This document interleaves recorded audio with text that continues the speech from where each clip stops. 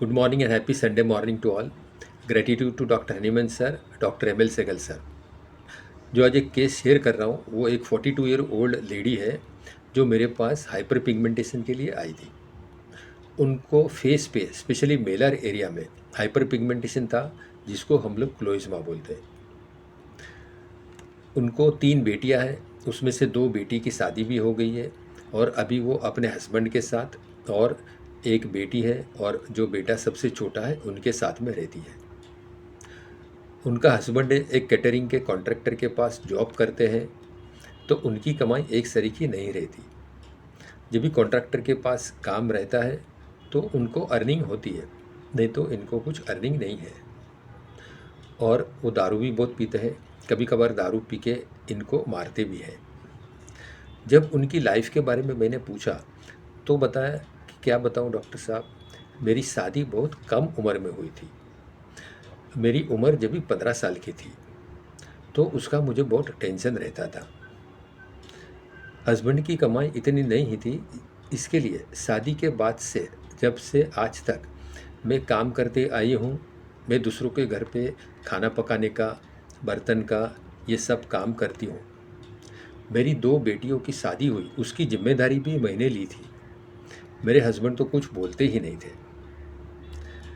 शादी करके कितने साल हो गए, लेकिन आज तक मेरे हस्बैंड ने कभी मेरी प्रशंसा नहीं की, कभी मुझे 2 अच्छे बोल नहीं बोले। और एक औरत होने से मेरी भी ये इच्छा रहती है कि हस्बैंड हमें प्यार करे, मुझे सहलाए, कहीं कभार घुमाने लेके जाए, लेकिन मेरी लाइफ में ऐसी कोई चीज़ नहीं है। So this was the case, please analyse. Thank you.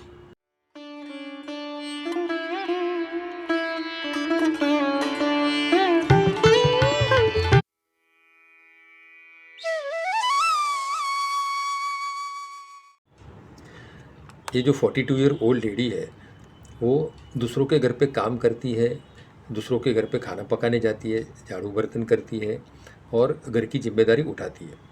उसके बावजूद भी उसके हस्बैंड उसको कभी कभार दारू पी के मारता है। तो यहाँ पे रूब्रिक है elements from abused after being in marriage.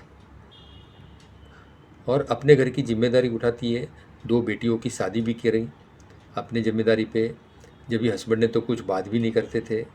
तो यहाँ पे रूब्रिक आएगा responsibility, taking responsibility too seriously.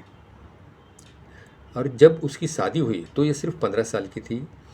जब से लेके आज तक वो काम करते आई, मतलब इतनी कम उम्र में उसने जिम्मेदारी लेके और सबका काम करने जाती थी, खाना पकाने जाती थी, झाड़ू बर्तन करने को जाती थी।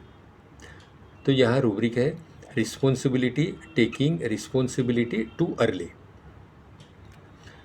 इतना सब काम करने के बाद में भी, शादी के 27 ईयर्स हो गए, उसके बाद में भी हस्बैंड ने आज तक उसकी कभी प्रशंसा नहीं की, कभी उसकी तारीफ़ नहीं की, उसके बारे में कभी 2 बोल भी अच्छे बोला नहीं।